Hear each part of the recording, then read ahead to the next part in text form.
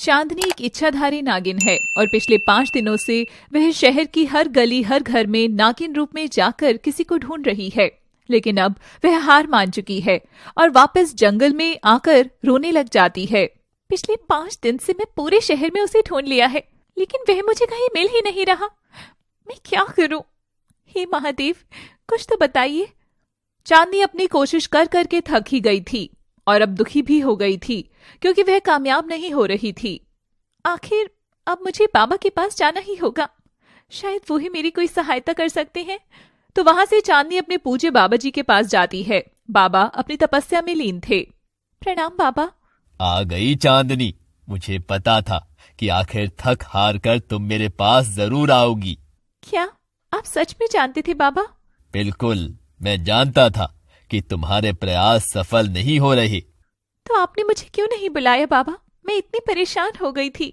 मैं चाहता था कि तुम अपनी कोशिश पूरी कर लो, पर तुम तो 5 दिन में ही वापस आ गई। हाँ बाबा, जिसे मैं ढूंढ रही हूँ वो मुझे कहीं नहीं मिला। अब आप ही बताइए मैं क्या करूँ?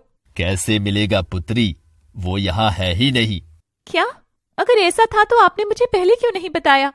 क्योंकि 5 दिनों तक कोशिश करना तुम्हारे कर्मों में लिखा था पुत्री, मैं नहीं बता सकता था। अच्छा बाबा, कुछ तो इशारा कीजिए, मुझे भी तो कुछ समझ में आए।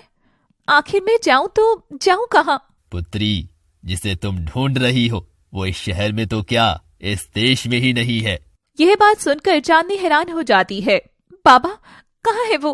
मैं कहाँ जाऊं? आपको बताना ही होगा। मैं केवल इतना ही बता पाऊंगा कि वो अभी लंदन में है, और अगर तुम उससे मिलना चाहती हो तो तुम्हें लंदन जाना होगा। ठीक है बाबा, मैं जरूर जाऊंगी। मेरी जिंदगी का एक ही तो मकसद है और वह मैं पूरा करके ही रहूंगी।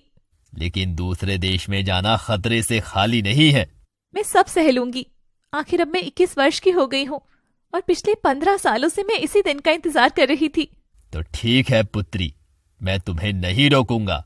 मुझे आशीर्वाद दीजिए बाबा, और ये भी बताइए कि वहाँ मुझे आपकी सहायता की आवश्यकता पड़ी तो मैं क्या करूंगी? बस एक बार पूरे मन से ध्यान कर लेना और हमारे मस्तिष्क की शक्ति से हम एक दूसरे से बात कर सकेंगे। ठीक है बाबा, धन्यवाद। आशीर्वाद दीजिए। तो बाबा उसे आशीर्वाद देते हैं और इसके बाद चांदनी लंदन जाने के लिए निकल जाती है। वह नागिन बनकर लंदन जाने वाले एयरप्लेन में एक सीट के नीचे छिप जाती है।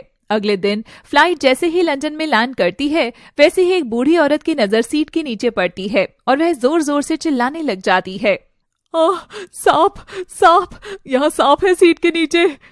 सभी लोग चिल्लाने लग जाते हैं और एरोप्लेन में भाग दौड़ मच जाती है। भागो, वहाँ सांप है, जल्दी चलो। भागो भागो भागो भागो, सांप है। वह चांदनी फिर से किसी जगह छुप गई थी क्योंकि वह लोगों को डराना नहीं चाहती थी। 1 मिनट में ही सारा प्लेन खाली हो जाता है और सांप पकड़ने वाले कुछ लोग वहां बुला लिए जाते हैं, लेकिन तब तक चांदनी वहां से जा चुकी थी। लंदन तो बहुत बड़ा है, यहाँ मैं उसे कैसे ढूंढूंगी? मुझे बाबा से बात करनी होगी।